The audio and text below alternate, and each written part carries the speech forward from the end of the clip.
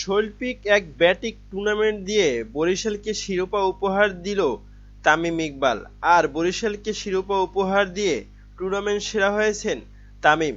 যেই তামিমকে বিশ্বকাপে নেওয়া হয়নি এবং বিশ্বকাপ দল থেকে বাদ দেওয়া হয়েছে, সেই তামিম ইকবাল আবারও নিজেকে প্রমাণ করলেন তিনি কতটা যোগ্য এবং তিনি যে একজন সফল ব্যাটসম্যান সেটি তিনি প্রমাণ করলেন এবং বরিশালকে শিরোপা উপহার দিলেন। বিপিএল নতুন চ্যাম্পিয়ন ফরচুন বরিশাল। টুর্নামেন্টের দশম আসরে শিরোপার আক্ষেপ ঘুচালো বরিশালের দলটি। বরিশালকে শিরোপা উপহার দিয়ে টুর্নামেন্ট সেরা হন অধিনায়ক তামিম ইকবাল। বাংলাদেশ দলের এই তারকা ওপেনার বিপিএল এর সদ্য শেষ হওয়া আসরে ১৫ ম্যাচে অংশ নিয়ে ৩টি 50 সাহায্যে সর্বোচ্চ ৪৯২ রান করে টুর্নামেন্টের সেরার পুরস্কার জিতে নেন।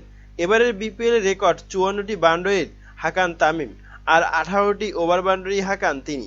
তবে এবারের বিপিএল রেকর্ড সংখ্যক ২৪টি ছক্কা হাঁকান কুমিল্লা ভিক্টোরিয়ান্সের তরুণ তারকা ব্যাটসম্যান তাওহিদ হৃদয়। তিনি এক সেঞ্চুরি আর ২ 50-র সাহায্যে আসরের দ্বিতীয় সর্বোচ্চ ৪৬২ রান সংগ্রহ করেন। তবে এই তামিম ইকবালকে হাতুড়ি সিং এবং সাকিব আল হাসানের নেতৃত্বে এক চক্রান্তে এই তামিম ইকবালকে সরিয়ে দেওয়া হয়েছিল বিশ্বকাপ আসর থেকে এবং মাহমুদুল্লাহ রিয়াদ মুশফিকুর রহিমকে নিয়েও কম সমালোচনা করা হয়নি। আর সেই মাহমুদুল্লাহ রিয়াদ মুশফিকুর রহিম এবং সাইফুদ্দিন মিরাজদের হাত ধরেই তামিম ইকবালের নেতৃত্বে এবারের বিপিএল এর ট্রফিটা তার ঘরে নিল এবং ফরচুন বরিশালের ঘরে নিল। আর ফরচুন বরিশালের ঘরে ট্রফি নেওয়ার মূল কারিগর এই তামিম ইকবাল খান।